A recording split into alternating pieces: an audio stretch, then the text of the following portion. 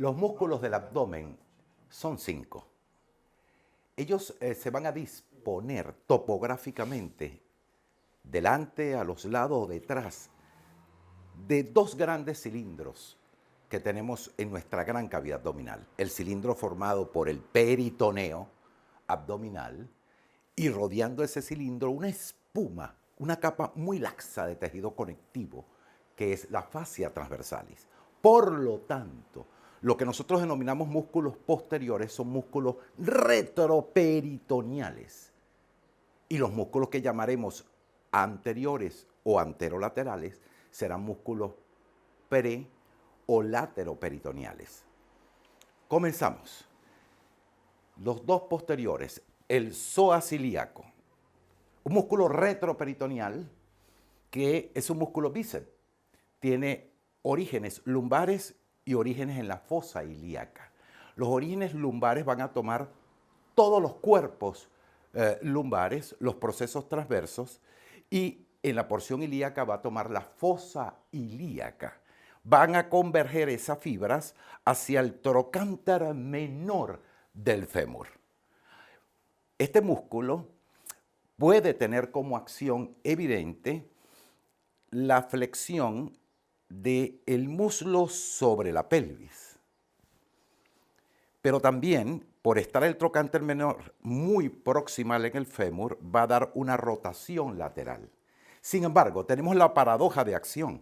A 60 grados de flexión del muslo, el músculo psoas ilíaco también produce rotación medial del muslo. Por su parte, el cuadrado lumbar, un músculo plano, también retroperitoneal, lateral al psoas, toma orígenes en la cresta ilíaca y su inserción va a ser en la costilla número 12, la costilla flotante, junto con la punta de los 4 primeros procesos transversos lumbares, los primeros 4. La acción de este músculo será entonces la inclinación lateral de la columna en todo su conjunto. No solo de la columna lumbar, también lo hace del tronco en su totalidad. Ahora veamos el músculo anterior por excelencia, el músculo recto abdominal, un músculo poligástrico. Tiene aproximadamente 5 vientres, separado por unas inserciones tendinosas, 4 de ellas. Toma orígenes caudales en el pubis, en la cresta del pubis y en el tubérculo púbico. Y esas fibras van a insertarse en los cartílagos costales de las 5, el 6 y el 7. Cartílagos costales 5, 6 y 7, confundiendo sus inserciones con la aponeurosis del pectoral mayor. También se inserta en el proceso sifoides y en la porción distal del esternón. Este es un músculo potente, el que llamamos de los chocolaticos, y su acción evidente será la flexión, vean ustedes, de todo el tronco, de todo el tórax, manteniendo la curvatura de la columna, flexión del tronco. Para desarrollarlo dejamos el tronco fijo y hacemos flexión de toda la cadera. Desde allí sus fibras van a ser rodeadas por una vaina que vamos a ver a continuación. Ahora veamos los músculos anterolaterales. Estos músculos tienen una mnemotecnia en su origen. Vamos a recordarla. 6-3-6, es decir, el transverso y ambos oblicuos. El transverso es el más profundo. Este músculo tomará orígenes en los 6 últimos cartílagos costales. Además lo hará en la fascia toracolumbar, que estudiamos en los músculos del dorso. Lo hará en el labio interno de la cresta ilíaca. Y observen esto, en el tercio lateral del ligamento inguinal, el músculo salta, deja un defecto, una arcada, para tomar orígenes en el pubis. ¿Cómo es la inserción de este músculo? Muy sencilla, la aponeurosis del transverso va a pasar por detrás del músculo recto abdominal, pero en el cuarto inferior se desdobla y pasa por delante. Vean esto, haciéndole una vaina, un estuche al músculo recto de esta forma. Importante que vean el defecto, la arcada, este brinco, este salto que deja el músculo transverso. A continuación viene el músculo oblicuo interno, que rodea al transverso. Este músculo se origina de las tres últimas costillas, por la mnemotecnia 636, también lo hace de la fascia toracolumbar, también lo hace de los 2/3 laterales del ligamento inguinal, lo hace del labio intermedio de la cresta ilíaca y observen cómo este músculo tiene sus fibras orientadas hacia arriba en forma oblicua. Y va a suceder lo mismo que con el transverso.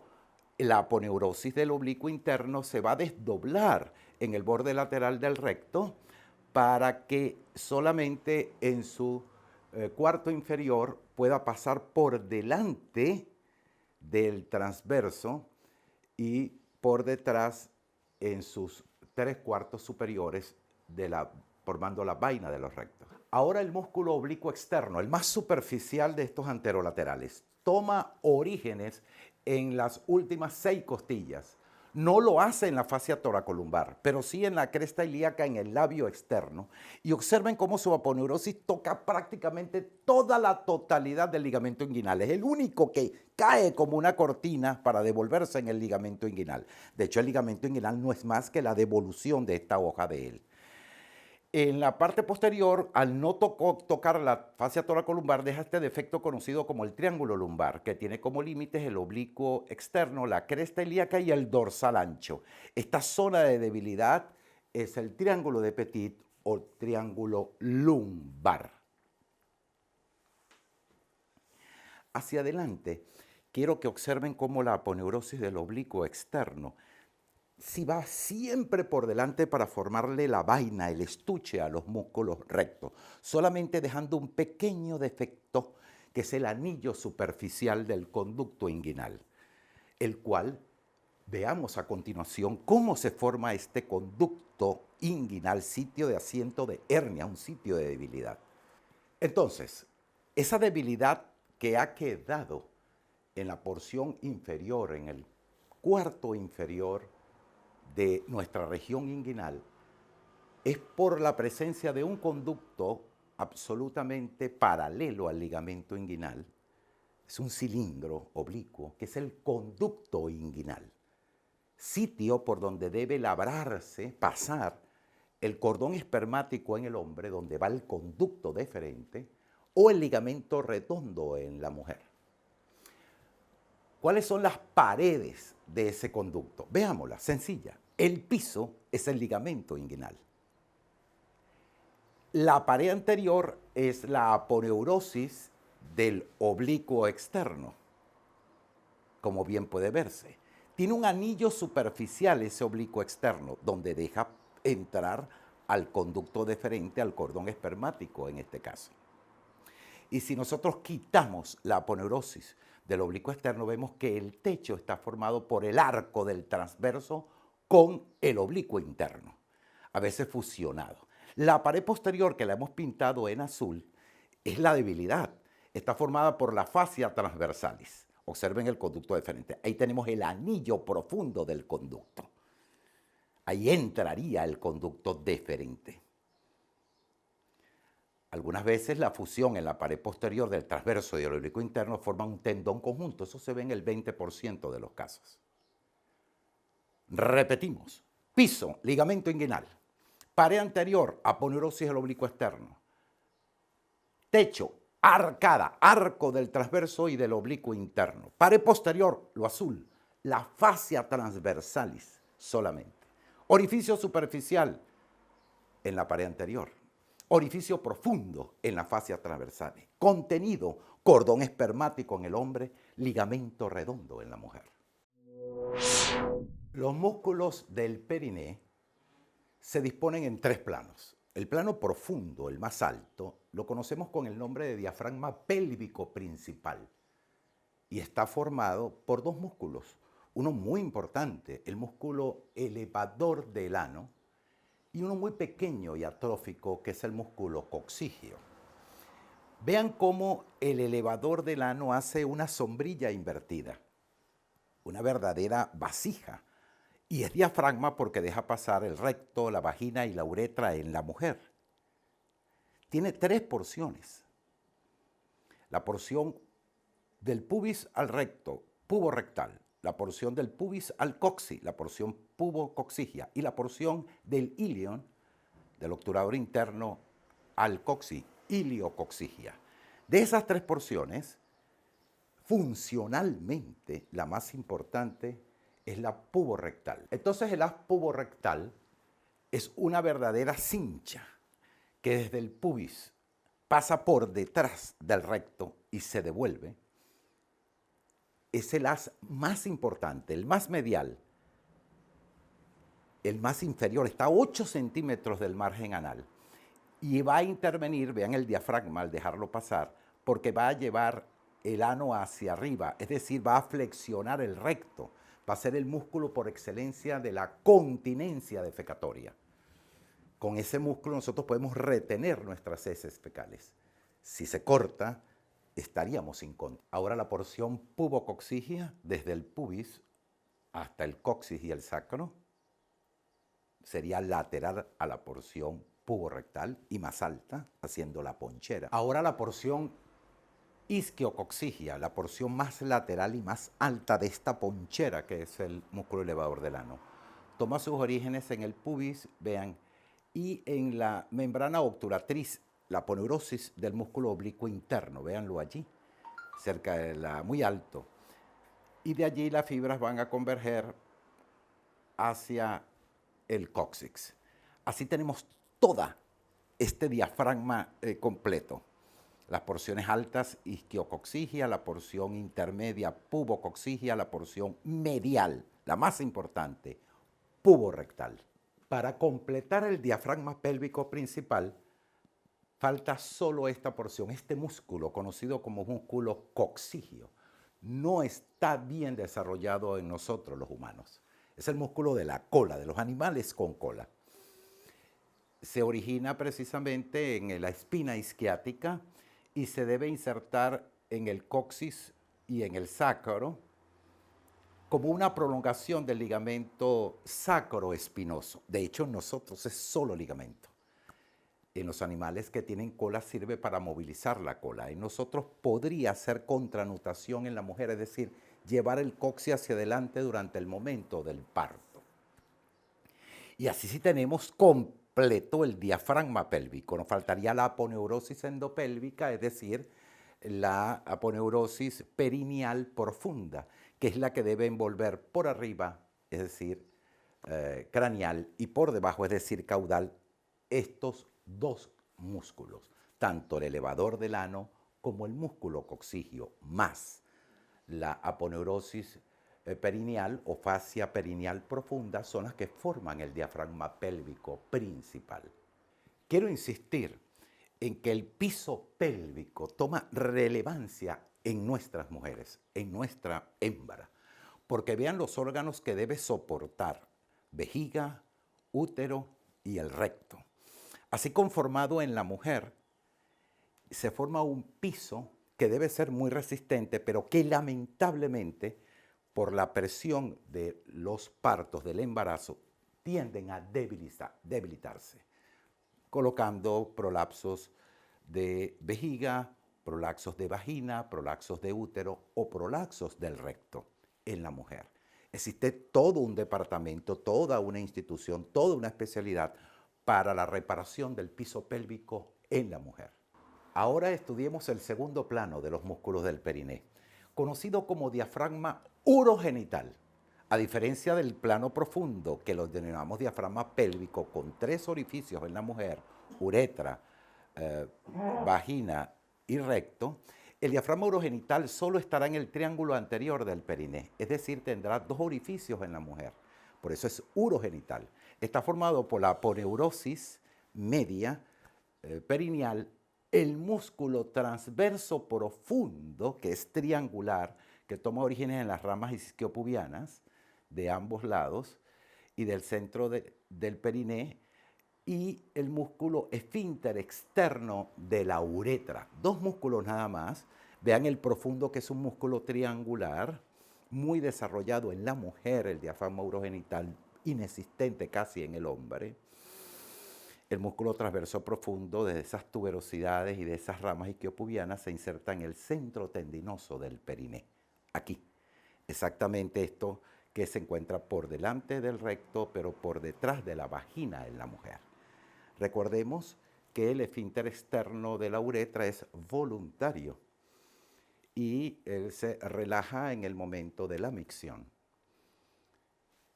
En esta imagen ustedes pueden observar cómo queda libre el diafragma pélvico para hacer techo de la fosa isquioanal o isquiorrectal.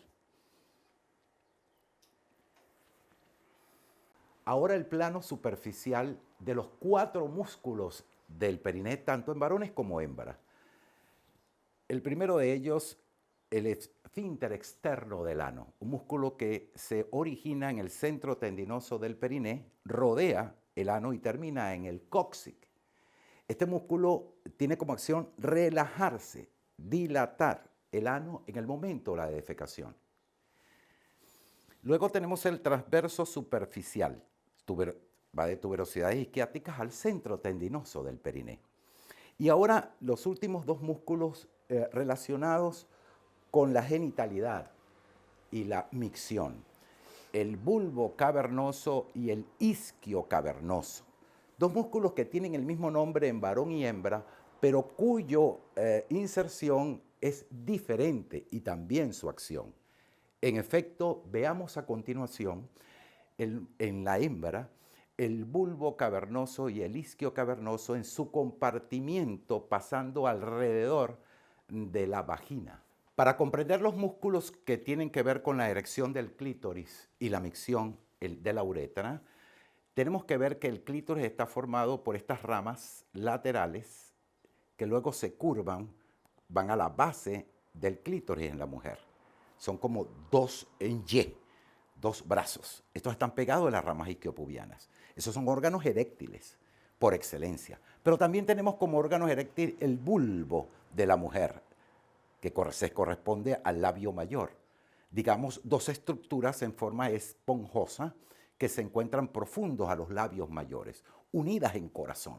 Esas estructuras están relacionadas con la erección en la mujer.